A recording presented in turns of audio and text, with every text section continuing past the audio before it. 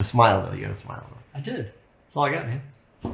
I'm Steven. And I'm Kevin. In today's episode of the Steven and Kevin Show, We're gonna continue our conversation on the 12 benefits of social media for financial advisors.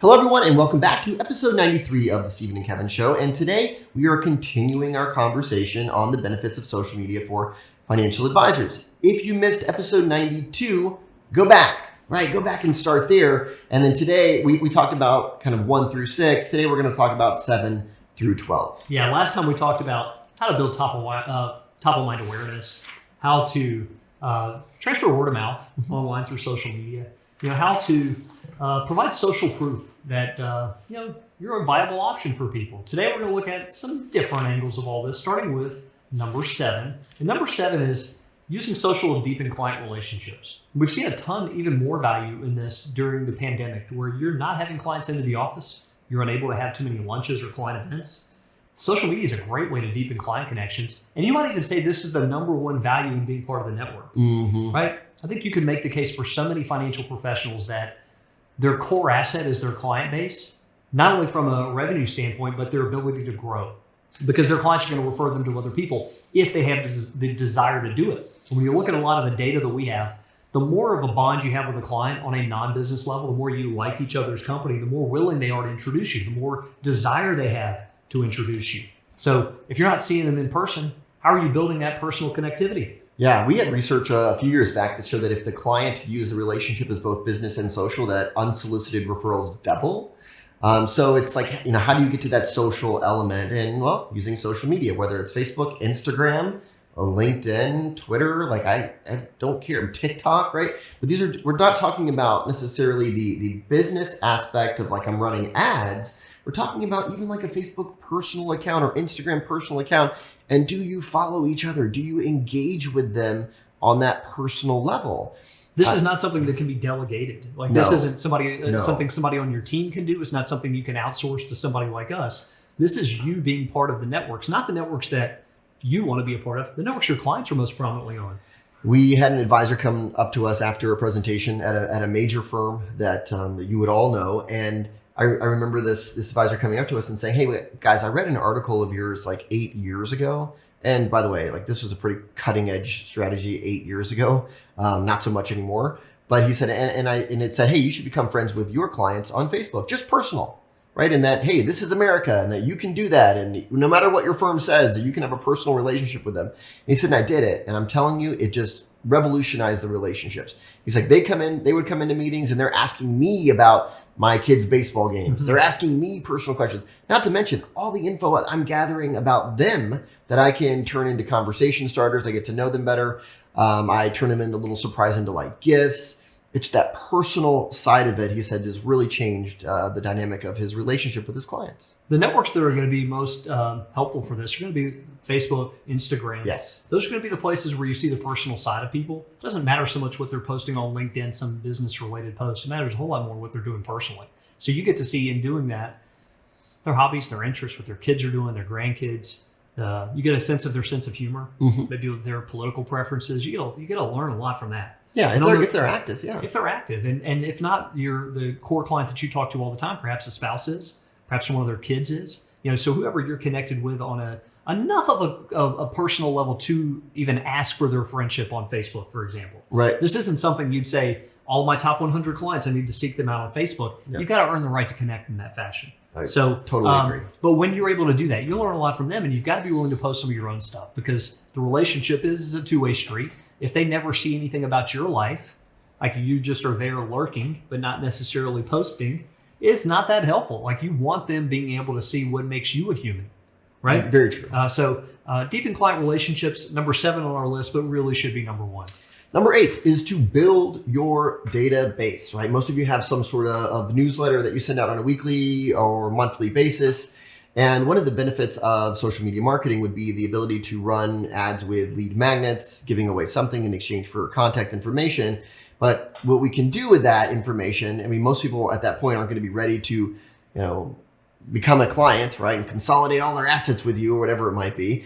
But we can drip on them, right? So now I can put them in my newsletter and I can build a database of prospective clients.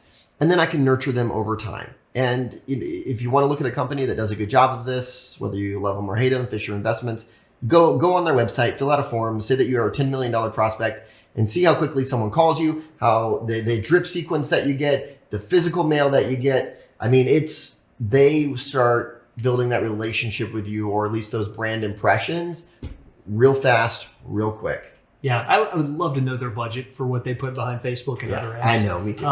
But because when you look at examples out there, they're one of a number that you would find who've done it in a big, grand scale. And I think there are things you can emulate from that approach on your own budget, within your own budget. Number 9, there are times, even though we want to play the long game with social because we think that's the right thing to do, when you're out and active and people are seeing you, you run into some perfect timing leads.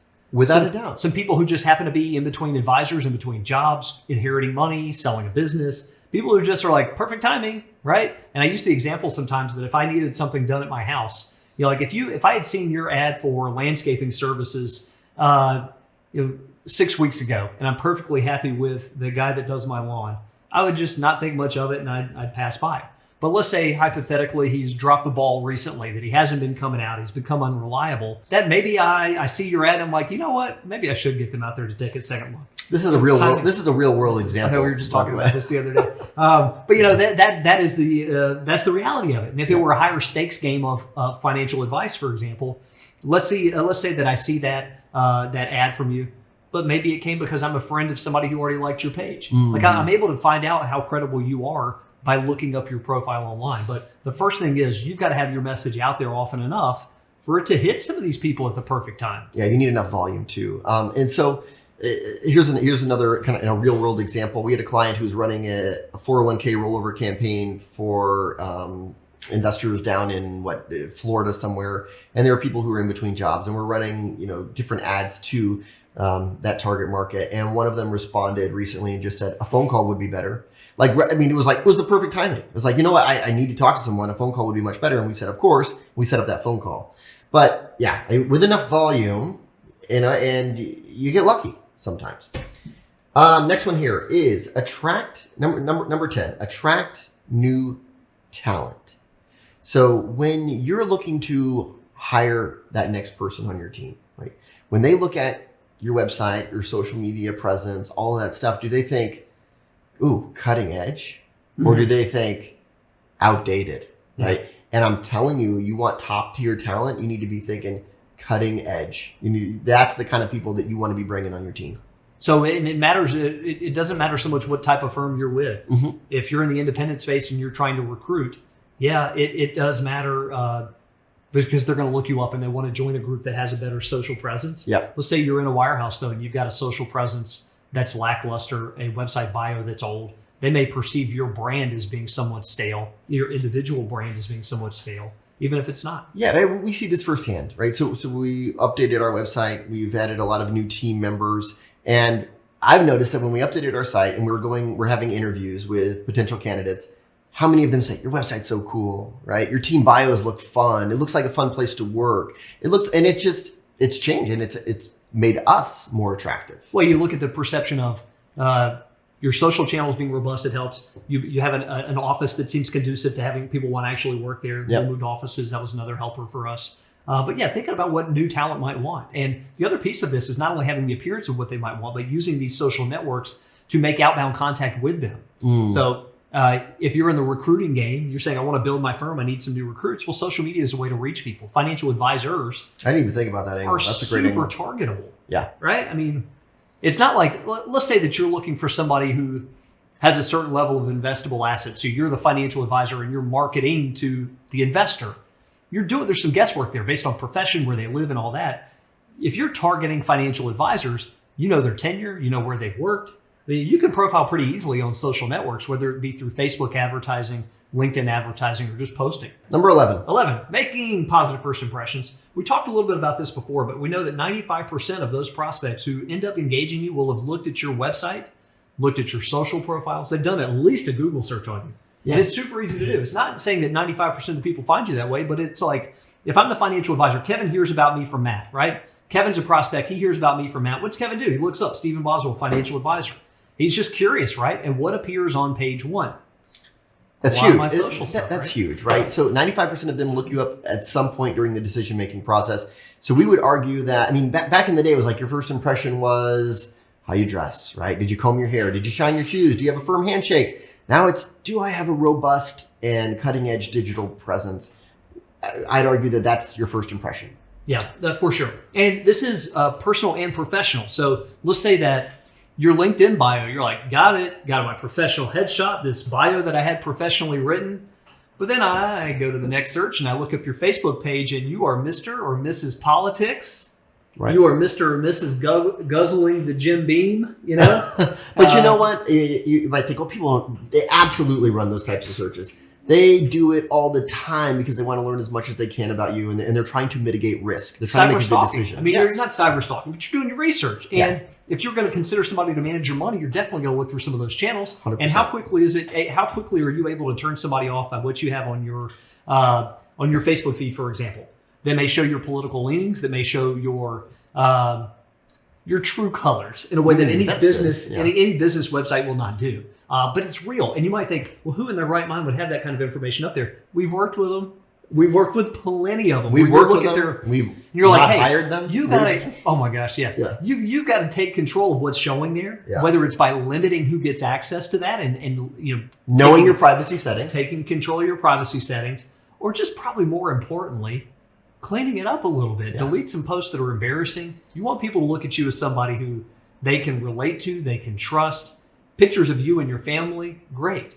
One after another of political postings, not so great. Maybe for people who get along with you in that realm, but maybe not for others. Right. Maybe if you're that passionate, then maybe you wouldn't work with someone who's leans that way politically. Nowadays, totally. I mean, if you had two Yeah. advisors to choose from, and one was on your political side of the aisle and the other wasn't, it would be a determining factor. Oh, it would be a no-brainer. Okay, number 12. This is our final benefit for financial advisors embracing social media, and that is to boost your rankings in search engines. Stephen hinted at it, that first page of results is huge. And it's not just your website, right? It's your social profiles that are going to populate. So when you're thinking about brand consistency, you know, website, Facebook, LinkedIn, Instagram, all of that stuff needs to look consistent. It needs to be robust. It needs to be active so that it populates with search results. So let's say, I get this question a lot about search engine optimization. What do you need to have done for your website to appear at the top of a Google search organically, right? Without having to pay per click to Google. And white hat methods. In white hat methods. But people have that question all the time because it's super valuable. If you're one of the top few results of a Google search for financial advisor in your given community, you will get some calls. You're going to get calls from that. Definitely. So it's very valuable, but it's also not that easy to influence. Mhm. Like financial advisor such and such area, you've got some competition there.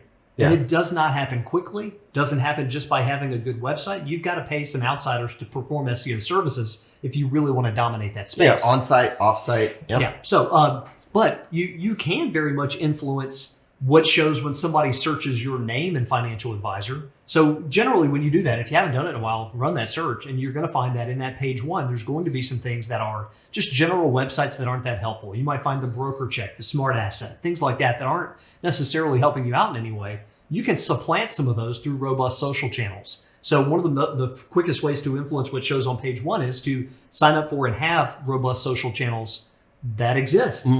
First of all. Second, when you're running effective social media campaigns, you're driving traffic to your site. When your site gets more traffic, Google rates you more highly in their search results. And finally, there's some subtle benefits, some smaller benefits to having the contact information match across all those channels. Google is going to give you a little bit of a boost if everything aligns and they can tell this person seems credible. This doesn't seem like a quick upstart business that we're speculating on. So that's it. Those are our 12 benefits for having a robust social media presence for financial advisors. I'm sure there's other benefits. I'm sure there's some things that we left out, right? But there's so many of these benefits in this environment. Not to mention, I mean, during a pandemic, right? I can't do a ton of face-to-face style marketing, but I can market myself digitally.